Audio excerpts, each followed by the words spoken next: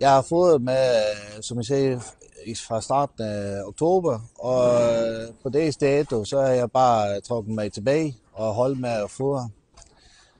Jeg kan sige, at vi havde noget dyr, de blev syge. Det står for eksempel lige her, en ko, hun var midt i laktation, som står med mere som 40 grader i feber, 41,5 grader feber i sidste uge. Jeg havde tre af de tilfælde, så vi var hurtige med at reagere og behandle med noget penicillin, så vi kunne undgå, at hun blev mere syg af det. Så har vi haft 2 tilfælde, siden vi startede, som det fik rigtig stor mavekrampe. De blev simpelthen bare pustet op i vommen. Vi har haft dyrlyd søndag aften og behandlet den ko, men den ko kunne vi desværre ikke redde. Hun dør næste dag.